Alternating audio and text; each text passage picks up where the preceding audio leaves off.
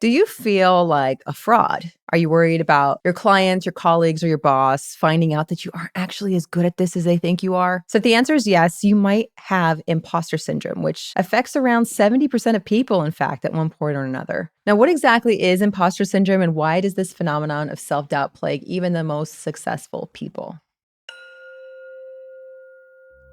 In the first part of our series on imposter syndrome, we'll dive into what imposter syndrome is and examples of how it shows up for different people, how imposter syndrome can influence our perceptions of success, and the psychology behind imposter syndrome. Imposter syndrome, also called imposter phenomenon, it describes when you're dealing with this pervasive self-doubt. You have a fear of being exposed as a fraud in your work, even despite there being objective evidence of your success. So basically, your perception of your own success doesn't align with everyone else's. You might be surprised to hear that a lot of extremely successful people are also dealing with this self-doubt. So here's a few examples. Two-time Academy Award-winning actor Tom Hanks. Maybe you heard of him.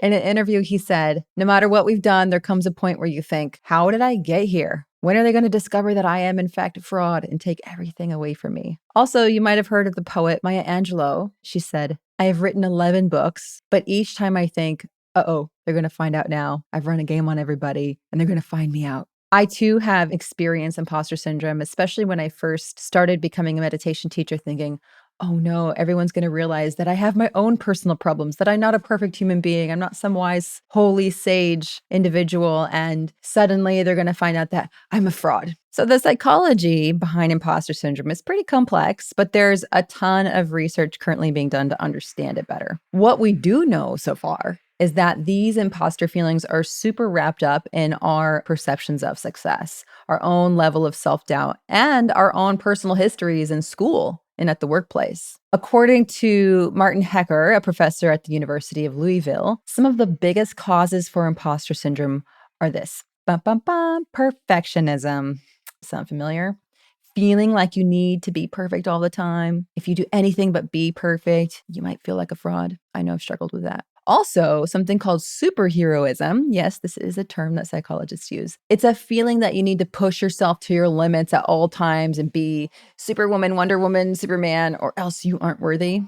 Also sound familiar? Also, fear of failure, as well as low self-esteem of your skills and your capabilities. So the way that imposter syndrome affects people is pretty varied. It can make some people work really hard to prove that they're worthy, and then it can make some people procrastinate and avoid doing important tasks because they're scared of failing and being exposed. Kind of like I was afraid to raise my hand in meetings. But ironically, it interferes with your ability to do a good job, which can lead to even deeper imposter feelings, and this sort of feedback loop from hell goes on. That's what I like to call it. But the one effect that it almost always has is this persistent anxiety that's rooted in self-doubt and being found out. So here's the thing. If you have imposter syndrome, know that you are not alone. You're actually in really good company. Maybe all your coworkers have it too.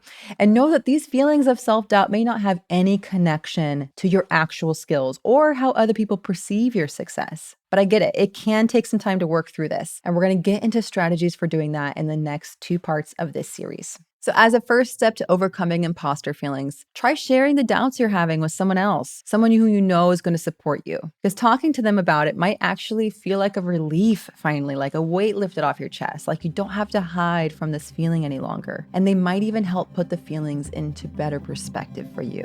I know this was super helpful for me.